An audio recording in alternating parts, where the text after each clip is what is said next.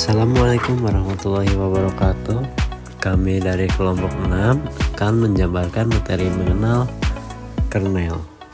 Dan kami beranggotakan saya sendiri Adam Karazi dan teman-teman saya yang bernama Ginavio, Nabila, dan Siva. Yang pertama ada daftar isi yang akan kita bahas, yaitu yang pertama pengertian kernel, sejarah kernel, macam-macam kernel, fungsi kernel, cara kerja kernel, dan sistem operasi kernel. Lalu apa itu kernel? Kernel adalah inti sistem operasi yang menghubungkan perangkat keras dan aplikasi, pengelola sumber daya seperti CPU, memori, dan perangkat input-output, serta menjaga agar program berjalan bersama tanpa konflik. Kernel menangani tugas penting seperti manajemen proses dan memori, serta komunikasi antara proses dengan kerja di ruang kernel yang memiliki akses penuh ke perangkat keras, berbeda dengan ruang pengguna yang terbatas demi keamanan.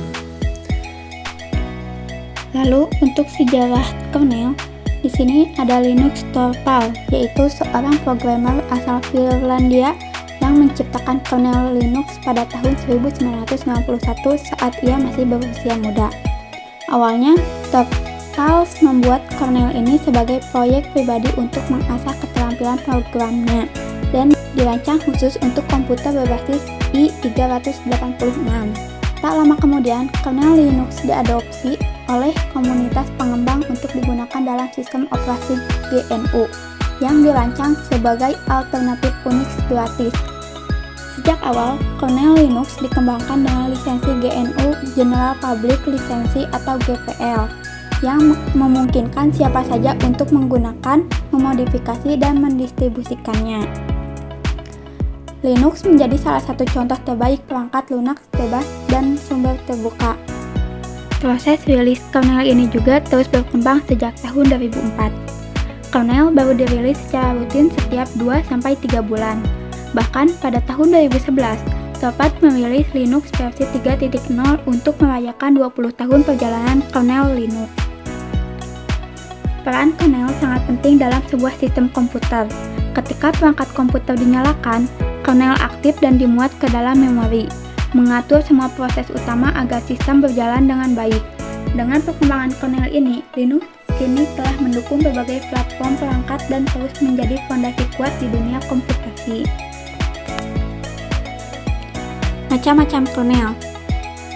Ada monolitik kernel, di mana semua layanan sistem operasi berjalan dalam satu ruang besar. Kelebihannya adalah kinerja cepat, tetapi jika satu bagian bermasalah bisa membuat sistem keras.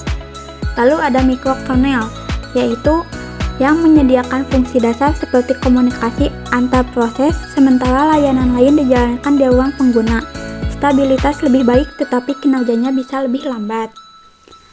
Lalu ada hybrid kernel, yaitu gabungan monolitik dan mikrokernel yang mempertahankan kinerja tinggi dengan memasukkan beberapa layanan ke dalam kernel, namun tetap modular untuk stabilitas.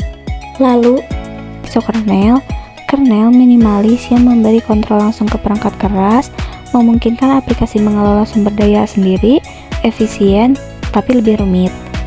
Kernel, versi kernel yang sangat kecil dan hanya menangani fungsi dasar, sering digunakan untuk sistem real-time. Multi-kernel, setiap proses memiliki instansi kernel sendiri yang berkomunikasi satu sama lain. Cocok untuk sistem multi-core agar lebih efisien dan scalable. Lalu ada fungsi kernel. Yang pertama, manajemen proses. Kernel mengelola proses, termasuk penjadwalan waktu CPU, pembuatan proses baru, dan penghentian proses. Yang kedua ada manajemen memori. Kernel mengatur penggunaan memori, mengalokasikan memori ke proses yang berjalan, dan menangani swap memori antara RAM dan disk. Manajemen sistem file. Kernel mengatur akses ke file dan direktori pada perangkat penyimpanan. Yang terakhir, ada manajemen perangkat. Kernel mengatur komunikasi antara sistem dan perangkat keras seperti printer, disk, keyboard, dan lainnya. Cara kerja kernel yaitu sebagai berikut. Aktifikasi kernel diaktifkan dan dimuat ke dalam memori komputer oleh boot reader saat komputer dihidupkan. Kendali sistem input atau output setelah diaktifkan, kernel akan mengambil kendali atas sistem input atau output komputer. Mengelola proses. Kernel mengelola proses awal hingga OS aktif. Perantara aplikasi dan perangkat keras. Kernel berfungsi sebagai perantara antar aplikasi dan perangkat keras komputer. Sistem operasi kernel yaitu sebagai berikut. Linux sistem operasi yang menggunakan kernel Linux dan bersifat open source sehingga kode sumbernya dapat diakses dan dimodifikasi secara bebas. Linux dapat digunakan untuk server, laptop, dan perangkat Android lainnya. Beberapa jenis Linux diantaranya yaitu seperti Ubuntu, Manjaro, Zorin OS, Linux Mint, Kali Linux, dan Pandora, dan masih banyak lagi. Android sistem operasi yang dirancang untuk teknologi mobile seperti ponsel pintar dan tablet. Android dibangun berbasis kernel Linux dengan sistem pengembangan sumber terbuka atau open source. Sekian penjelasan dari kelompok kami. Wassalamualaikum warahmatullahi wabarakatuh.